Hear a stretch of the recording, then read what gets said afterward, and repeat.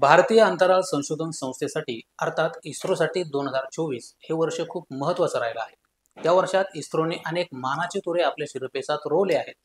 आता वर्षाच्या अखेरीस सुद्धा या संस्थेने सोमवारी अवकाश क्षेत्रात आणखीन एक महत्त्वाची कामगिरी करून दाखवली। ती म्हणजे इस्रोने सोमवारी रात्री 10 वाजता श्रीहरिकोटा येथील सतीश धवन अंतराळ केंद्रातून स्पेस डॉकिंग एक्सपेरिमेंट हे स्पाडेक्स PSLV C60 वरून प्रक्षेपित करण्यात आलं। खरं तर वर्षाच्या शेवटच्या मिशनमध्ये स्पाडेक्स उपग्रहाचं यशस्वी प्रक्षेपण करून इस्रोने इतिहास रचला आहे आणि आपल्या शिरपेचात आणखीन एक मानाचा तुरा रोवला आहे। पण स्पेस डॉकिंग एक्सपेरिमेंट ही मोहीम नेमकी काय आहे, या उपग्रहाचा उद्देश नेमका काय आहे, यामुळे कोणकोणते फायदे होणार आहेत, तेच आपण या व्हिडिओच्या माध्यमातून समजून घेणार आहोत। नमस्कार, मी गजानन पौळ आणि तुम्ही पाहताय ऋतम मराठी। तर स्पेस डॉकिंग एक्सपेरिमेंट ही इस्रोच्या महत्त्वाच्या मोहिमांपैकी एक मोहीम आहे।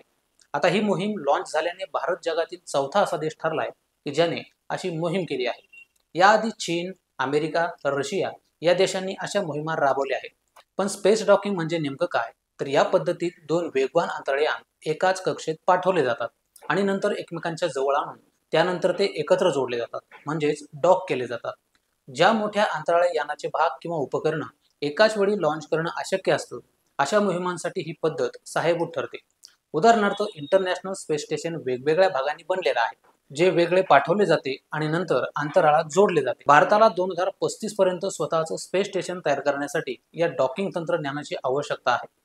इस्रोच्या मते स्पेसक्राफ्ट ए किंवा चेझर आणि स्पेसक्राफ्ट बी किंवा टार्गेट या दोन उपग्रहावर हा प्रयोग केला जाणार आहे। हे उपग्रह पृथ्वीपासून 470 किलोमीटर उंचीवर एकत्र प्रवास करतील। चंद्रावरून पृथ्वीवर नमुने आणणे, आंतरराष्ट्रीय अंतराळ स्थानक बांधणे आणि मानवाला अवकाशात पाठवणे यासारख्या भविष्यातील मोहिमांसाठी हा प्रयोग महत्त्वाचा आहे। या मोहिमेमुळे भारताच्या अंतराळ संशोधनाला अधिक बळकटी मिळेल आणि भविष्यातील मानवी अंतराळ मोहिमांचा भक्कम पाया तयार होईल। दरम्यान, नववर्षाच्या पूर्वसंध्येला भारतीय अंतराळ संशोधन संस्थेने भारतीयांना अप्रतिम वैज्ञानिक भेट दिली आहे। अशा शब्दात मुख्यमंत्री देवेंद्र फडणवीस यांनी भारताच्या या महत्त्वाकांक्षी मोहिमेच्या यशाचं कौतुक करत या संशोधन प्रकल्पात सहभागी इस्रोचे वैज्ञानिक आणि अभियंते यांचं अभिनंदन केलं आहे। त्यांची ही कामगिरी पंतप्रधान नरेंद्र मोदी यांच्या विकसित भारत संकल्पनेला बळ देणारी असल्याची भावना फडणवीस यांनी व्यक्त केली। फक्त राजकारणच नाही, तर सर्व स्तरातून इस्रोच्या शास्त्रज्ञांचं या मोहिमेबद्दल कौतुक होत आहे। एकूणच हे यश मिळवणारे चौथे राष्ट्र म्हणून भारताने जागतिक अंतराळ क्षेत्रात आपलं स्थान आणखी मजबूत केलं आहे। पंतप्रधान मोदींच्या विकसित भारताच्या विजनशी जुळवून घेत या मोहिमेचे यश इस्रो शास्त्रज्ञ आणि अभियंते यांच्या समर्पण आणि कठोर परिश्रमाचा हा दाखला आहे, ज्यामुळे भारतीय संशोधकांचा समस्त भारतीयांना अभिमान आहे।